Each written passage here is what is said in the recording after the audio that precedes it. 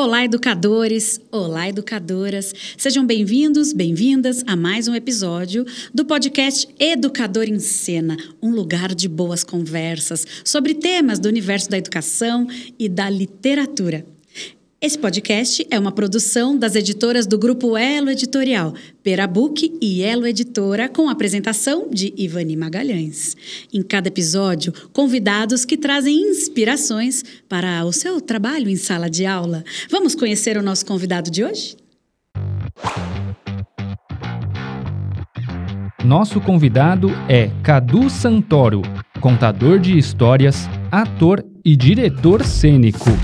Licenciado em teatro, já foi curador do projeto Amazônia Luz, criou o podcast Conta Cadu, ouvido em mais de 20 países, e percorreu o Brasil com o espetáculo Amazônia na Mala. Atuando no teatro, na TV e em projetos de formação, Cadu une arte, narrativa e afeto para encantar públicos de todas as idades.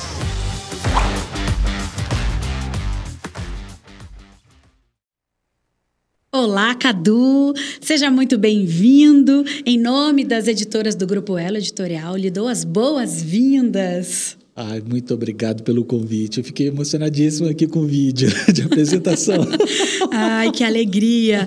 Bom, eu gostaria de pedir a você que, para começo de conversa, que você possa completar essa apresentação. Aqui tem uma apresentação formal do profissional, Cadu Santoro. Eu gostaria que você falasse um pouco mais para a nossa audiência. Quem é Cadu Santoro, né? Parece pergunta filosófica, mas bora lá. Conte para a gente um pouco da sua trajetória. Cadu... Sobre Cadu. Cadu é um ser brincante. Eu gosto de brincar com as palavras, eu gosto de brincar com as sensações, com os afetos. Gosto de trocar olhares, abraços e compartilhar sensações. E baseio o meu trabalho, norteio o meu trabalho através disso. Ai, que bacana. Bom, você é um contador de histórias que inicia o seu trajeto para se tornar contador de histórias pelo teatro. Isso. Pelo chão do palco é que vai surgindo esse artista da cena e que aos poucos vai percebendo ali que a narração de histórias é uma arte diferente. Sim. Então, conte pra gente um pouco disso, desse trajeto, de como é que começa ali no teatro e como surge o contador de histórias. E para quem está assistindo e não sabe a diferença, que diferença faz? Qual a diferença entre um ator e um contador de histórias? Já que você exerce as duas coisas. Vamos lá, vou começar como é que foi essa minha trajetória, né? Eu acho que desde criança, né? Acho que desde muito pequeno, eu sempre soube que eu queria estar ligado aos palcos, ao teatro, a esse espaço de troca de sensação, né, de sentimento. E, obviamente, quando eu completei a idade, comecei a estudar, me formei em licenciatura em teatro. Mas dentro desse processo do teatro, tinha uma inquietude que, na época, eu chamava de necessidade de fazer um espetáculo solo. Eu tinha vontade de fazer espetáculos solos, de contar uma história sozinho, que eu não conseguia denominar como outra coisa que não fosse fazer um monólogo. Uhum. E eu fui alimentando isso no decorrer dessa minha carreira enquanto ator de teatro. Até que num dado momento, mais precisamente na pandemia, eu me deparei de uma forma muito brusca, né, principalmente, enfim, pelo que nos acometeu, a narração de histórias, né? Então foi ali que eu entendi que todo aquele processo que eu sentia no teatro, da necessidade de fazer algo sozinho, de contar uma história sozinho, era nada mais, nada menos do que ser um narrador de histórias, assim, contar histórias, né? E a partir daí abriu-se um outro caminho, um outro mundo, né? Porque A narração de histórias, ela não só ela me permite fazer o que eu gosto de fazer dentro do teatro, mas ela também me dá uma outra possibilidade de levar essa vontade de contar histórias para outros espaços, outros lugares, com outras qualidades de performance. Aí, enfim, foi quando eu comecei a, de fato, desenvolver e me dedicar mais à narração de histórias. E aí não parou nunca mais? Aí eu não parei nunca mais. Foi encontrando narradores no caminho? Fui me jogando, fui me embrenhando cada vez mais na narração de histórias e o teatro andando meio que de paralelo, mas com um passo já mais atrás. E a narração de histórias vindo agora, agora em primeiro Interessante, plano. né? Porque no teatro, muitas vezes, nós estamos em cena interpretando ali uma determinada personagem. Na narração, a gente narra a sequência de acontecimentos e, momentaneamente, podemos estar interpretando o personagem. Tem algumas coisas algumas aproximações, mas também algumas diferenças entre as duas artes. Sim, como eu tento guiar essa condução, né? Dentro do teatro existe ali uma busca de sensações baseado no que naquele texto exige, mesmo que não esteja dialogando diretamente com o que o Cadu vive no dia a dia. Dentro da narração de histórias, o Cadu, enquanto narrador, permite que ele se faça mais presente com recortes dentro das histórias para colocar um personagem, para aí sim, que aí eu posso brincar com voz, brincar com corpo, né? E cada história ela pede um narrador diferente, né? Quando existe uma narração em primeira pessoa, o Cadu deixa de existir para ser o personagem o tempo inteiro. Quando existe uma terceira pessoa, aí o Cadu se faz mais presente, né? Conduzindo as histórias com o personagem entrando e brincando ali nesse caminho. A brincadeira sempre está presente em tudo, né? Brincamos com a voz, com o corpo. O tempo inteiro. Como você faz esse trabalho? Assim? Qual é o papel da brincadeira nesse trabalho? Como é que você traz a brincadeira para somar as narrações de histórias? Porque acho que a brincadeira ela comunica. Né? A gente consegue dialogar de uma forma afetiva, de uma forma carinhosa. A brincadeira ela tem esse eu acredito, né, que tem esse lugar do afeto. Ela chega no afeto. E no desenvolvimento do meu trabalho, mesmo eu sozinho, eu tento brincar comigo mesmo. Né? Então eu brinco com personagens, com as minhas vozes. Não sei se meus vizinhos escutam, se eles escutam, eles se divertem. Quando você está criando um processo de criação. Meu processo de criação é sempre baseado na brincadeira. Né? Porque eu acho que através do meu brincar, eu consigo alcançar... Você vai conectar a tua infância com as infâncias presentes em quem está te assistindo, independente da idade. Né? Exatamente. Né? Eu tenho para mim, por exemplo, muito claro que esse meu brincar é procurar muito da minha criança. Né? Então, eu sempre lembro do Cadu criança brincando, contando a história. Então, toda vez que eu olho para uma criança, ou olho para um professor que está com aquele sorrisinho de canto de boca... Com brilhinho no olho. Com aquele brilhinho no olho, eu vejo o Cadu criança ali, e eu brinco, e aí que eu me jogo mais e brinco mais, e enfim, aí é uma... Cadu, eu quero te fazer uma pergunta com relação a como podemos auxiliar os professores que desejam contar histórias, mas pensando numa partilha mesmo da sua experiência. Sim. Que você já traz com você uma bagagem, né, como contador de histórias. Eu ouço com frequência educadores falar, mas eu não sei contar histórias, eu não sei, não tenho jeito para isso. Que dicas você poderia dar para esses educadores poderem contar muitas histórias?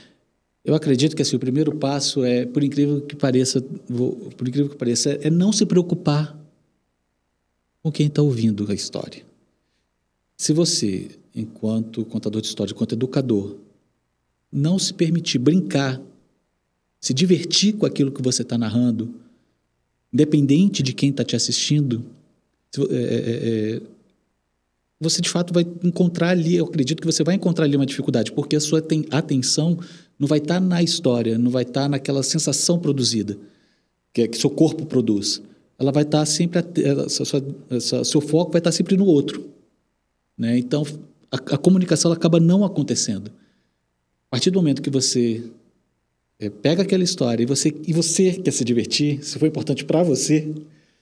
Por isso que não podemos escolher histórias de forma aleatória, tem que escolher a história que gosta, que você se veja nela, que você possa brincar primeiro com ela internamente, para depois brincar. Sim, acho que é um olhar para dentro, é de dentro para fora. Né? Se não for confortável para você, se não for bom para você, né? Ou se a sua premissa for simplesmente o outro, não vai ter elo, não vai ter comunicação, né? Como eu acredito, assim, sempre dentro dos meus trabalhos, se para mim não for brincante, se eu não estiver me divertindo, se eu não me conectar com aquela sensação, se eu não me conectar com a condução que aquela história pede, dificilmente eu vou me comunicar com o outro. Se permitir se transportar para outros tempos, outros espaços, deixar essa imaginação fluir.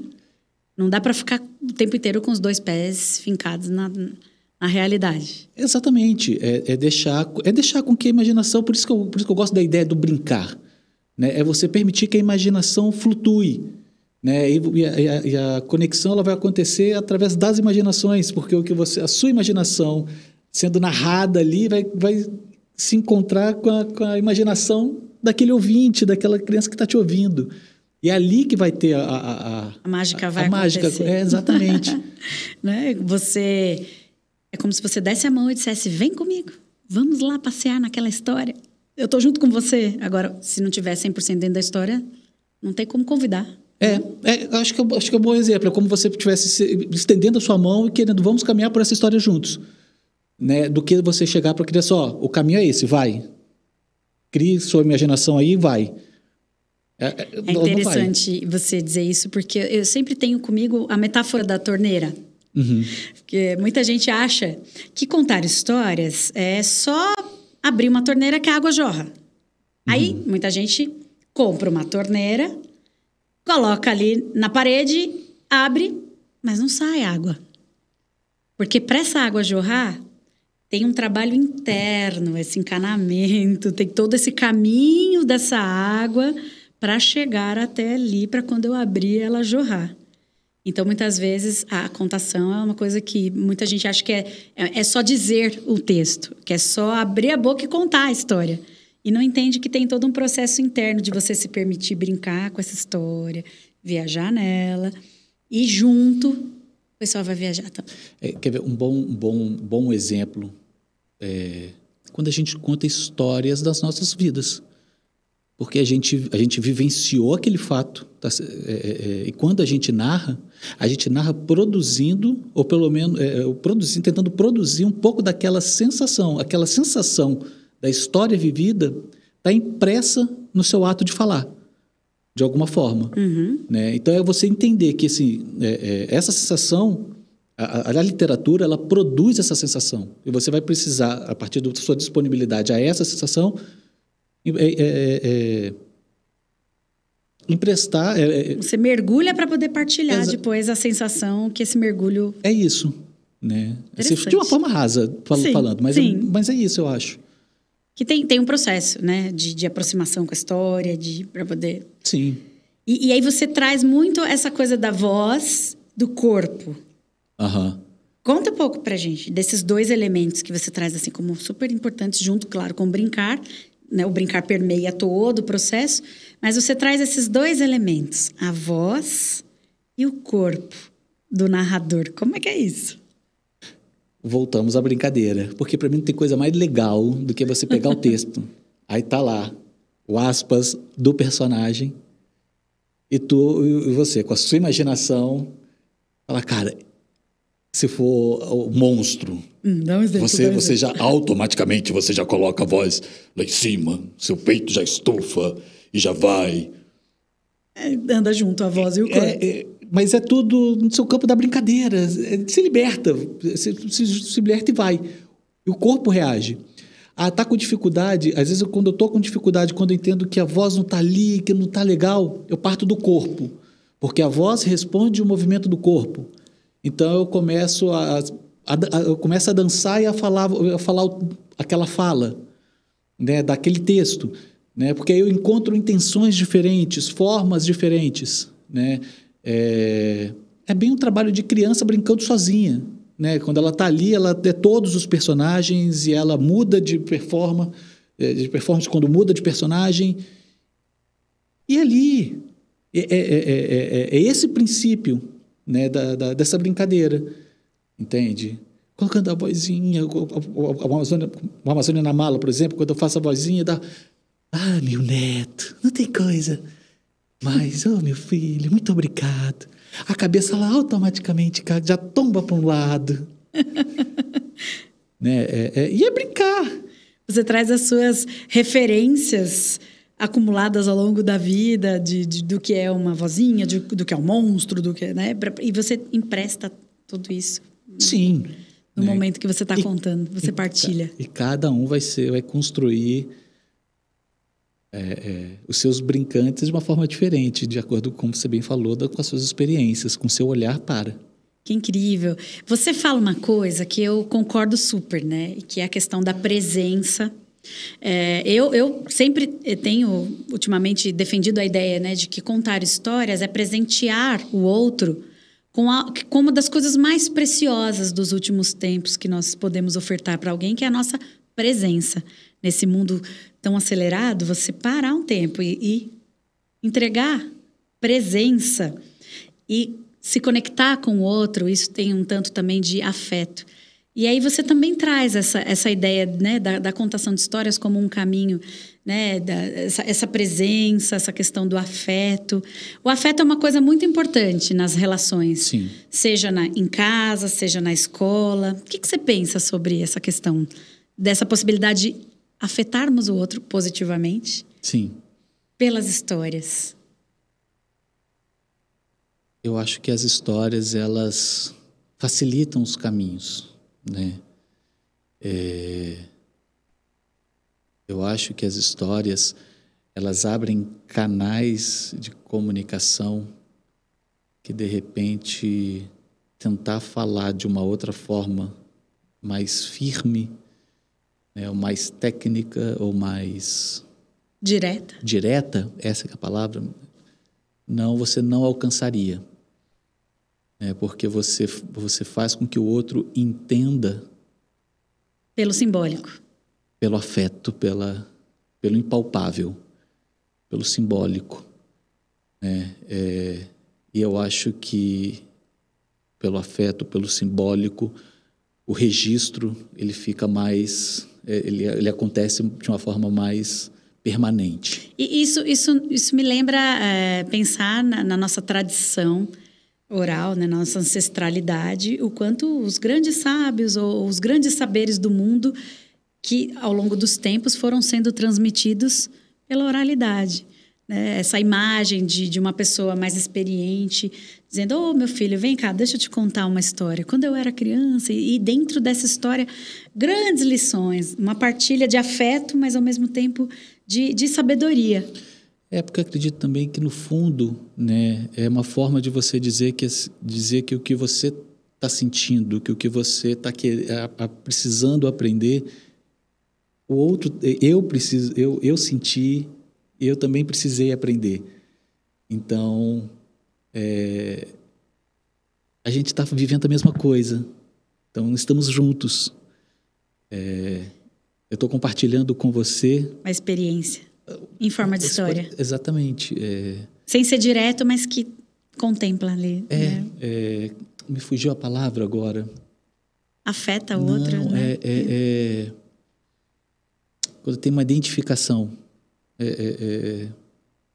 Não é representatividade. existe um reconhecimento, né? Daquela dúvida daquela criança, da falta daquela criança. Aí me fugiu a palavra de novo. Qual foi a palavra que eu falei agora? Identificação. Identificação. Ela se identifica com aquilo baseado naquela história. Interessante. Né? Então ela se sente acolhida. É bacana. Na psicanálise nós estudamos, eu falo como psicólogo, né? Essa ideia de que, sim, as histórias, por serem feitas de linguagem simbólica, elas possibilitam essa conexão entre o nosso mundo interno e o mundo externo. Então a gente consegue... as histórias, elas são como grandes projetores, onde a gente pode se ver fora da gente, se identificar, vivenciar no plano da fantasia, mas quando termina a história, a gente volta dessa viagem imaginária com lições aprendidas, com sensações. Então, é muito interessante o que você está falando, vai ao encontro, né, de toda essa questão ligada à psicologia dos contos, do quanto a gente forma o sujeito pela palavra, pela história narrada, pela partilha de experiência, mesmo que essa experiência seja no plano da fantasia e não pautada no real. Sim. Que bacana! Quero puxar agora a nossa conversa para um outro aspecto. Você está morando em São Paulo, nós temos aqui na nossa audiência pessoas do Brasil inteiro, mas eu quero falar um pouco dessa tua vivência, de você que vem do Pará, é isso? Isso. Vem do Pará e está morando em São Paulo e atuando e contando as histórias, e você traz uma coisa que é muito rica para nós, que somos aqui, eu falo por mim, paulistana, que é de conhecer um outro lado, né, da cultura amazônica, né, para além das histórias mais conhecidas, mais comuns. Você, né, traz assim uma riqueza cultural muito grande. Eu queria que você falasse um pouco dessa sua experiência de trazer aqui para os paulistanos de todas as idades, porque você tem ido em muitas escolas, bibliotecas, livrarias. Como tem sido essa experiência, a partir do espetáculo Amazônia na Mala, de trazer essas histórias que muitos de nós não conhecemos? Né? E a importância disso, né? De ampliar esse universo cultural que é do nosso próprio país, mas que muitas vezes não chega até as crianças daqui. Assim... Falar de Belém, para mim, eu vou começar falando de uma forma geral para desembocar na literatura.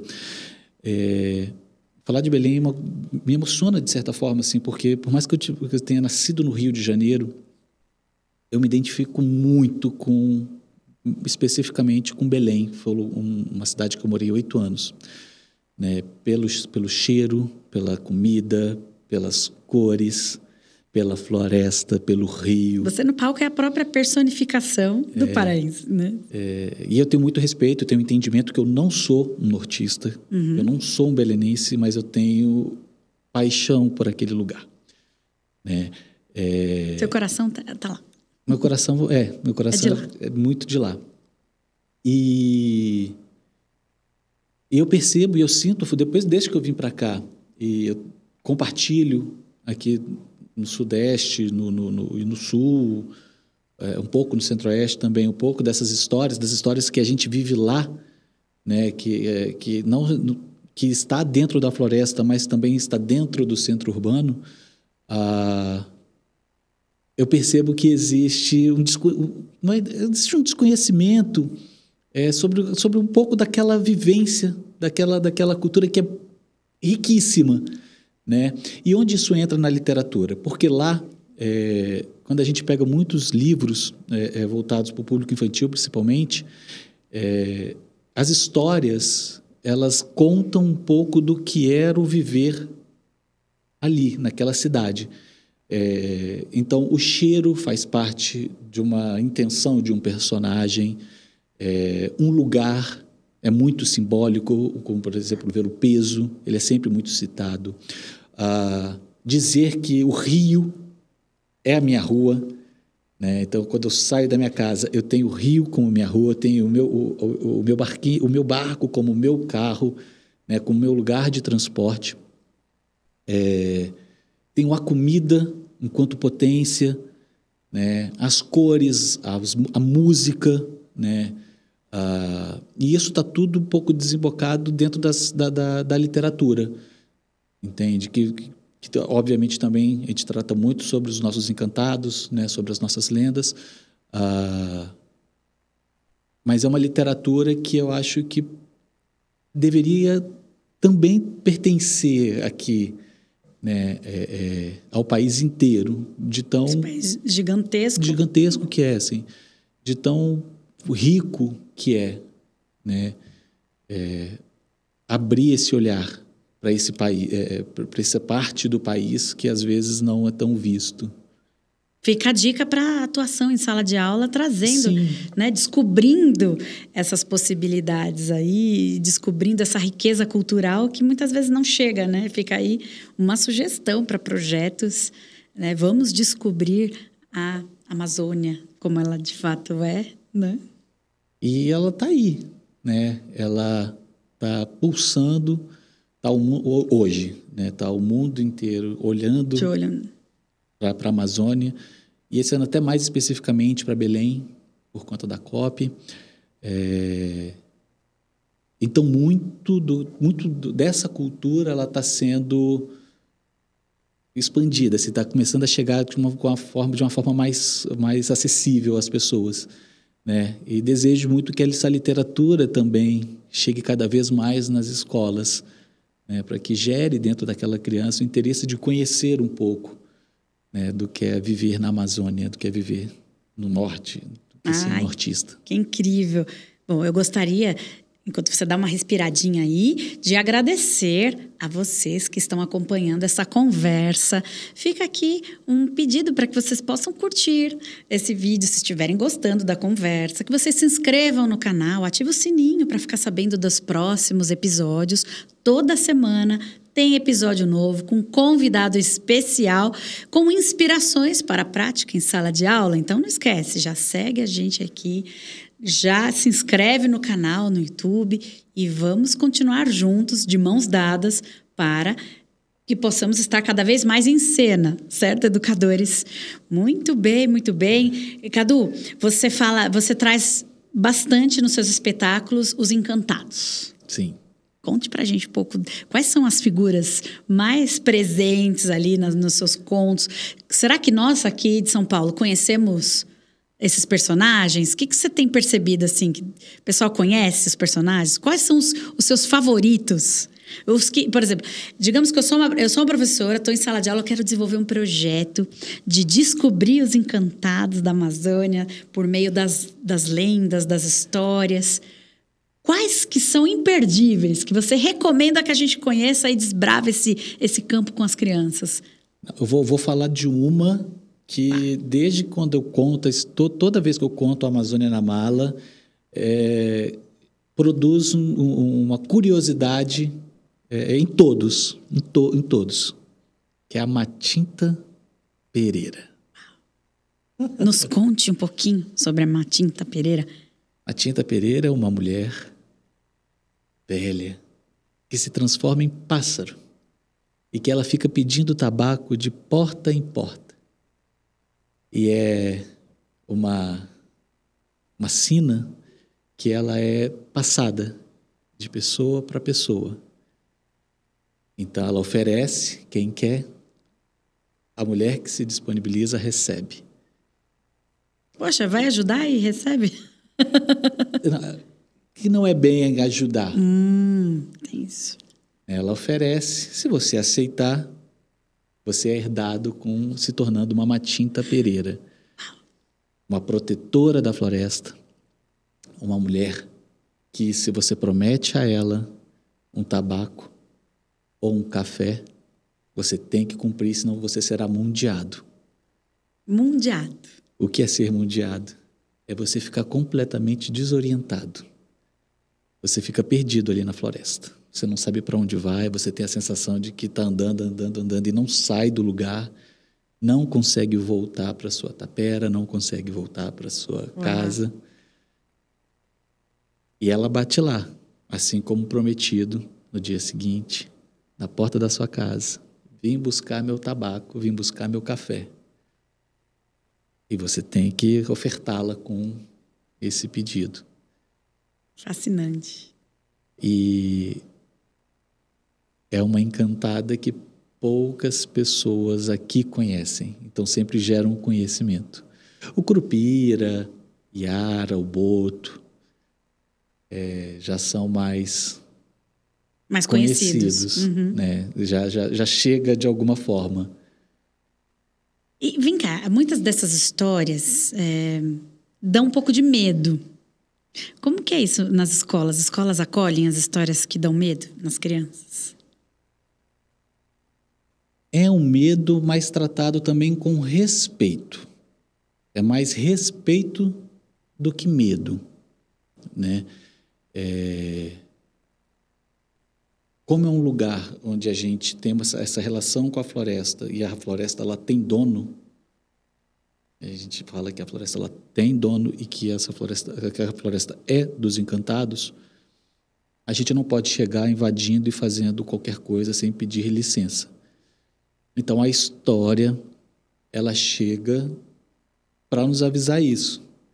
Olha, simplesmente respeite, a floresta tem dono e que ela precisa ser respeitada. E se você quiser adentrar, ninguém entra na casa de ninguém sem pedir licença. Então, as histórias, elas acontecem por isso, né? A gente escuta a história para entender que a floresta ela tem dono e que a gente precisa respeitá-la. Sim, ninguém entra na casa de alguém e já chega destruindo tudo. Destruindo, é a mesma coisa. Se apossando, né? Puxa, que bacana, né? O quanto esse resgate, eu diria, de histórias como essas. Eu digo resgate porque muitas crianças hoje passam pela infância sem conhecê-las. Sim. E algumas pessoas com mais idade já, por sua vez, conheceram. Sim. O quanto isso nos ajuda, inclusive, por meio da fantasia, né? Por meio das histórias. Isso nos ajuda, inclusive, a fazer um trabalho de meio ambiente, um trabalho de sustentabilidade, de respeito à natureza. Conheceram e viveram. Isso é verdade. Você anda pela cidade, você está lá, você conversa sobre... A conversa desemboca para é uma verdade para Curupira. Cada um. Se a pessoa não teve uma vivência com Curupira, ela vai te contar uma história do avô dela que teve contato com o Curupira, ou com a Matinta, ou com o Irapuru. Aqui em São Paulo, eu conheço pessoas que viram o Saci. E eu acredito que piamente. Sim. Eu não duvido. Que é um ser encantado que está aí à nossa volta. Está aí, exatamente. De entender que essas histórias não são as histórias de um povo distante, são nossas. São nossas histórias. Fazem parte. E são histórias, muitas vezes, pautadas em vivências. Exatamente. Não é? Exatamente. Ah, que legal. Para quem conta história, isso é um prato cheio. É uma história e mais histórias. Porque o que não falta são vivências das pessoas que já tiveram contato com esses seres e as suas experiências, né? Então, coletar essas informações e transformá-las em narrativas é fabuloso. É incrível. E no seu trabalho, você traz muito elemento musical, você traz sonoridades. Então, tem também esse olhar para a arte de contar histórias como uma arte de múltiplas linguagens. Sim. Né? É uma arte da cena, mas que também anda junto com outras artes. Né? Como é esse processo de você? Você cria as músicas, você busca músicas de repertório popular. Como é que você faz isso? Eu vou falar então bem especificamente do Amazônia na Mala. Isso, né? Legal. Incrível esse espetáculo. Quem não assistiu ainda, fica a dica. Sim, Amazônia na Mala. Leve para sua escola. É um espetáculo que eu construí, por exemplo, com 4 histórias da literatura paraense. Né? São 4 livros de autores paraenses, que eu já gostava, entende? Eu entendia quando eu quis montar essa contação de histórias, eu precisei encontrar dentro delas um elo, né? Algo que a ligasse, para que justificasse o meu ponto de partida e num ponto final, né? Como é que eu crio essas histórias, né? E a música, ela entra dentro desse processo também como um descanso dentro dessa narrativa, né? É uma pausa dentro de uma história. né? E acaba sendo também, voltando à história do brincante. E traz a interação. Que né? traz a interação, que aí eu proponho que as crianças cantem juntos, que os pais cantem junto, né? E consigo também ali desenvolver uma brincadeira entre eles através da música, né? Pegando o ritmo da frase, pedindo que cantem um refrão enquanto eu canto o corpo da música. Aí existe ali uma brincadeira que dá a primeira abertura para a história que está sendo narrada, né? E como um espaço de conexão mais próxima, né? Mais palpável. É interessante, porque aí as crianças, em geral, estou generalizando, mas mais as crianças até do que os adultos, tem essa coisa de que elas se sentem dentro da história, parte daquele processo. E a gente está nesse momento vivendo isso, que as crianças elas têm uma certa dificuldade, principalmente crianças que não estão acostumadas a ouvir histórias, têm uma dificuldade de ficar na fruição, apenas assistindo, espectadoras. Elas têm esse desejo de estar envolvidas, participando junto. Então, você dá esses momentos de interação, mas também tem os momentos em que elas vão precisar ouvir para acompanhar a narrativa, para poder compreender a história. Assim, eu tento trazer essa criança, esse público comigo, nesse espaço onde o Cadu, que é um Cadu barra personagem, né, porque é um Cadu ribeirinho, né, que a história em base assim, conta a história de um ribeirinho que pega o seu barco e ele vai andando com o seu barquinho popopô, andando pelos rios até chegar no rio da cidade onde eu estou contando aquela história. E esse percurso ele esbarra com várias histórias, né? Então nesse trajeto, né, onde existe o narrador contando, olha, eu sou Cadu, minha rua é o rio, meu pai bate açaí, minha mãe faz colar com a semente do açaí. Eu vi o caminho do rio e eu tenho a vontade de ir. Então, não sou eu contando essa minha vivência, sou eu olhando no olho daquela criança falando, olha, então, a minha casa é assim. É em primeira pessoa. A minha casa é assim que eu vou. Quando eu coloco ali em primeira pessoa e digo a minha experiência para aquela criança, ou para aquele professor, para aquela pessoa que está me assistindo, ela já embarca junto, ela já vem junto comigo, né? Ela já cria dentro dela, por mais que ela não saiba o que é ter o rio como rua, ela já imagina dentro da cabeça dela, da forma como ela quiser, o que é uma casa e um rio na porta de casa, né? E ela vai embarcando comigo. E dentro desse caminho, aí eu entro na história, mas aí ela já está comigo, né? E ela já vai. Que bacana. A criança que vive essa experiência, quando termina a história, está tal qual o Chicó do Alto da Compadecida, que vai dizer, não sei como é que foi. Só sei que foi assim, porque eu estava lá. Porque eles vão com você no barquinho imaginário. E o mais legal é que toda a faixa etária, porque eu já contei, para quem eu já contei essa história... Crianças pequenas e crescidas. Me vem no final me contar alguma experiência com algum encantado, né? Ou foi vivida pela pessoa, ou foi vivida pela avó, pelo avô, pelo tio distante, mas sempre vem me contar histórias. As pessoas, elas terminam com a necessidade de me contar histórias. Olha que bacana, é um convite para partilha também, né? E uma coisa que aí, enfim, modéstia à parte, eu gosto da parte do espetáculo, é que no final eu sempre digo para quem está me ouvindo que, olha, eu cheguei aqui, estou aqui na cidade de vocês, na escola, ou no espaço de vocês, mas eu estou voltando.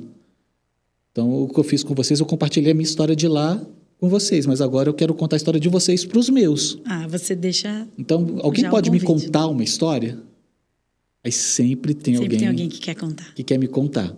E quando não me conta ali, aberto para o público, me conta depois no particular. Aí a pessoa vem, quer tirar uma foto, quer fazer alguma coisa. Então, quando era pequena, aí começa. Aí uma história atrás da outra. Que interessante. E a riqueza desse universo não pode se restringir apenas ao mês de agosto, dito mês do folclore. Sim. Né? O que você pensa sobre isso? Eu acho que precisa ser o ano inteiro. É a nossa cultura. está ali, está sendo vivido. Agora a gente está aqui e está lá sendo vivido aquilo. Né? Devia estar em qualquer situação. Assim, eu acho que o ano inteiro. Isso, né? Você, professora, que está aqui assistindo essa conversa, pensa assim, puxa, estou ouvindo isso agora. Acabou agora o mês de agosto, então só o ano que vem vou trabalhar com isso? De maneira alguma. Porque vai muito além. Em qualquer época do ano, a gente pode, sim, trazer os encantados para encantar as crianças e fazer, né, esse trabalho, desenvolver projetos de ampliação cultural. Em outubro, por exemplo, lá tem o Círio de Nazaré, né, que também é uma história fabulosíssima, né, que é uma festa cultural, religiosa cultural. Né? No caso, por mais que se trate de um tema religioso, lá, por exemplo, todas as religiões abraçam isso. É o Natal paraense. Né? As famílias se reúnem e que nada mais é do que a história de um caboclo que é o Plácido Domingos, encontrou a imagem de Nossa Senhora de Nazaré no rio, na beira de um rio.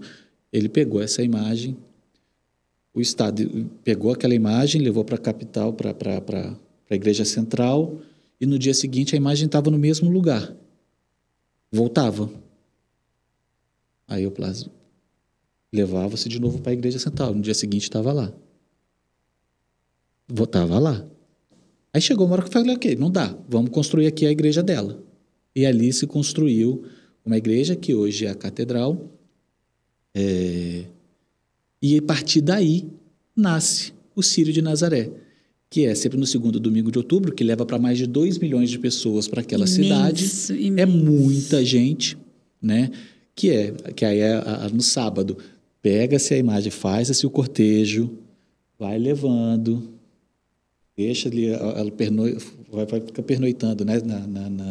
Na igreja central, que era central na época, e no dia seguinte volta-se ali o Círio e voltando ela de novo para onde ela quer ficar, onde ela tem que ficar.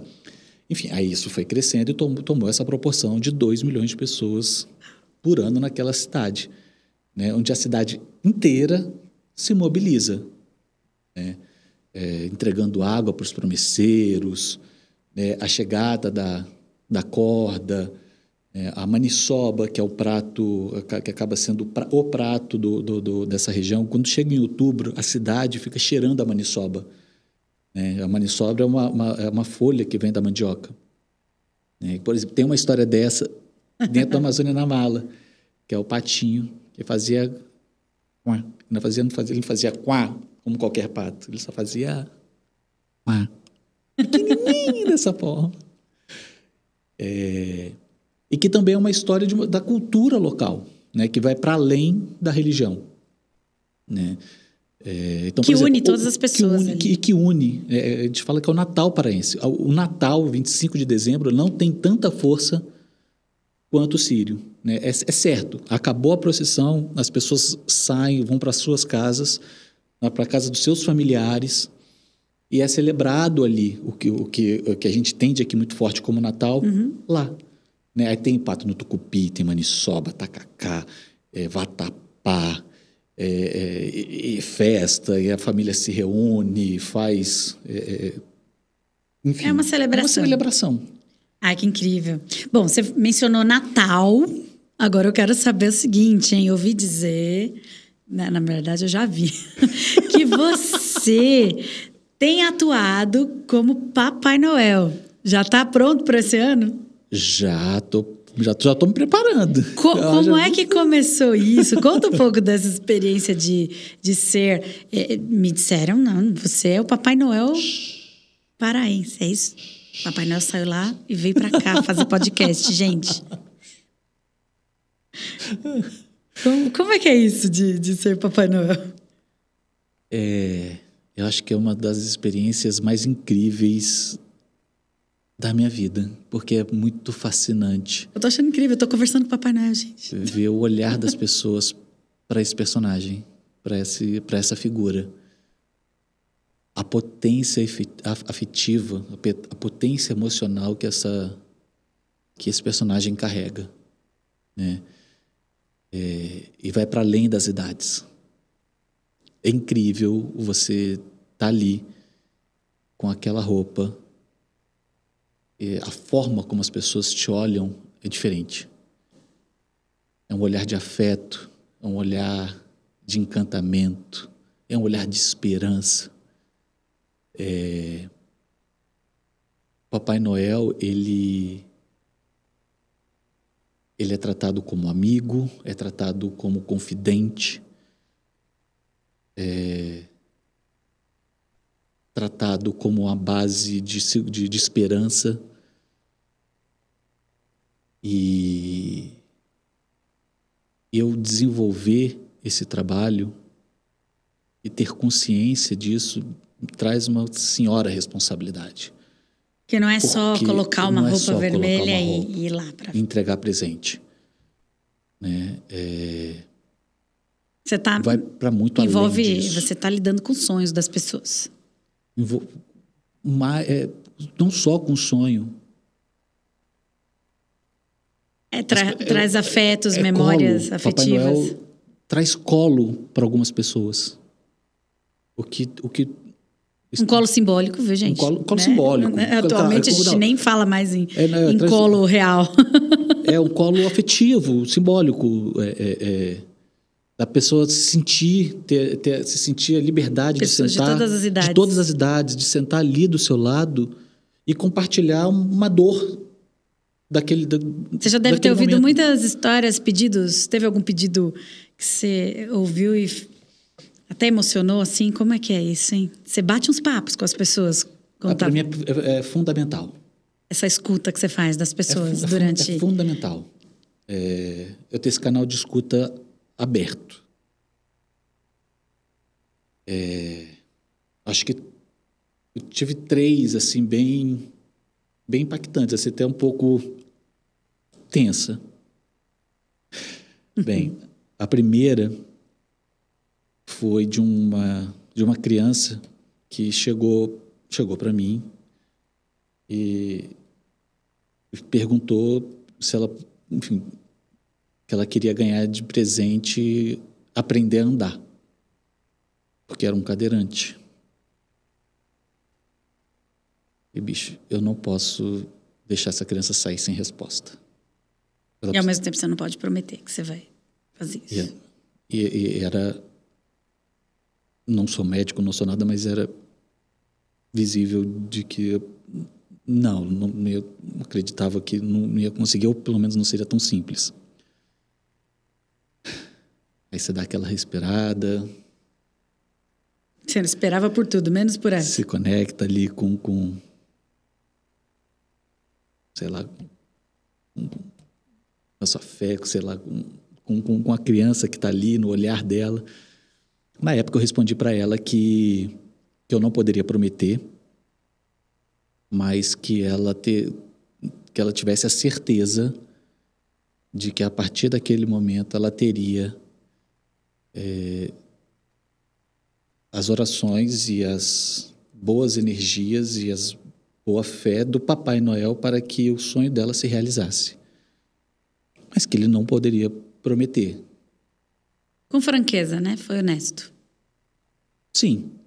Acho que também não dá para enganar, não dá para iludir. Dizer bem que sou eu também para, não sei. Acho que foi o máximo que eu consegui dizer, assim. Eu queria que ela tivesse... Né, que ela não perdesse a força do sonho, né? Para que ela tivesse uma vida uma vida cada vez mais...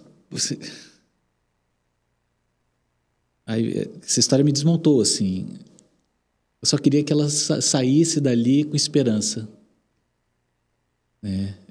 Com força para seguir lutando para ter uma vida cada vez melhor, coisa que fazemos nós todos os dias. Né? Isso que eu tentei fazer naquele momento. Tive uma segunda história de uma senhora que veio falar que aquele seria o último ano que ela viveria com o marido dela, né? Que eu acho que o marido dela estava com uma doença terminal e que tudo que estava sendo feito naquele Natal era em prol de uma vivência familiar com aquele marido. E ela me confidenciava tudo, né? Do que elas estavam fazendo. Ela me contou a história dela com esse senhor, que foi o primeiro namorado, foi o grande amor da vida dela. Uau, Papai Noel sabe de tudo agora. Vai sabendo de muita coisa, né? A terceira... Mas aí ela só compartilhou, não pediu nada. Ela não... Ela precisava de alguém não para pediu, ouvir. Ela precisava desabafar com alguém que de repente não fosse da família. Interessante. Né? E confiou isso ao Papai Noel. Então você está ali com esse ouvido atento, né? Com essa escutativa. E a terceira e última foi quando uma mãe veio, sei lá, isso ela me contou depois. Ela me contou quando ela me veio essa segunda vez. Sei lá, 3, 4 dias depois, aos prantos, na verdade ela ficou aos prantos, me agradecer ao Papai Noel, porque o Papai Noel ouviu e acolheu o filho dela, que era neurodivergente, né? E que poucas vezes o filho dela teve um tratamento dessa forma, né? E ela veio agradecer. Trouxe na bolsa dela a foto que a gente tirou e mostrava para todo mundo que o filho dela conseguiu tirar uma foto com o Papai Noel. Com o Papai Noel. Que incrível. E isso serve como lição para todos nós, assim. Esse é um trabalho que é feito com muito respeito, né? Então, sempre essa coisa de respeitar o outro, de ouvir o outro, de poder acolher o outro. A educação precisa disso, desse olhar. Precisa aprender com o Papai Noel. É isso.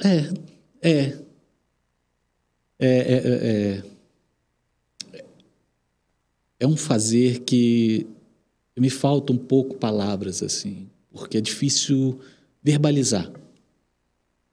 Quando eu começo, por mais que seja um assunto que eu goste de falar, né? Me falta palavras porque é uma potência de sensação que é difícil você encontrar. Não dá para nomear todos os sentimentos. Não dá. Não dá você andar, você simplesmente andar. Interessante você trazer esse outro lado, porque aparentemente a figura do Papai Noel é uma figura comercial, é para poder vender, foi criado pelo comércio, e são coisas que nós ouvimos na época do Natal. E aí você traz um outro lado dessa personagem, que é uma personagem que acolhe sonhos, que alimenta esperanças. E é interessante, nunca tinha olhado para isso com esses olhos. E medo, já teve? Do quê? Medo de Papai Noel? As crianças já teve assim, chora muito? Tem algumas crianças que até adultos, já vi adulto com medo de Papai Noel. Tem. Que não chega perto de jeito nenhum. E até nisso você precisa acolher. Não forçar, entender qual é o limite da criança. Isso serve para todos os personagens que vão para a escola, por exemplo, né? Muitas vezes, né? Aí eu vou te colocar você o personagem no mesmo pacote ali. Sim. Do palhaço, do coelho da Páscoa, às vezes aquela pessoa vestida que as crianças têm pânico, e muitas vezes a gente, né? Eu vejo adultos insistindo e coloca a força. E isso traz para a gente algumas informações a respeito de como se dá essa relação desse adulto com essa criança, né? Enfim, o que está faltando ali para as pessoas entenderem que a criança é um sujeito inteiro que precisa ser respeitado. Exatamente. Não ultrapassar o limite. Sim. Né? Aí entra um pouco da imponência do Papai Noel para com o pai. E há de ver que essa imponência é bem grande, né? Você é um Papai Noel bem alto. Mas assim, porque tem, de fato, crianças que têm medo e esse medo ele precisa ser acolhido.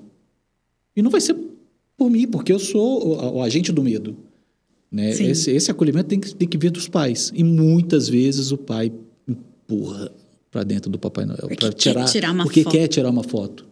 Né?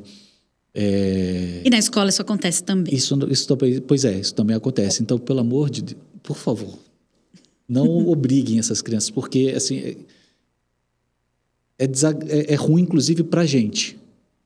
Porque você vê que aquela criança ela está num nível tal de pânico, de desespero, de não querer estar ali, e a única tábua de salvação daquela criança é o pai.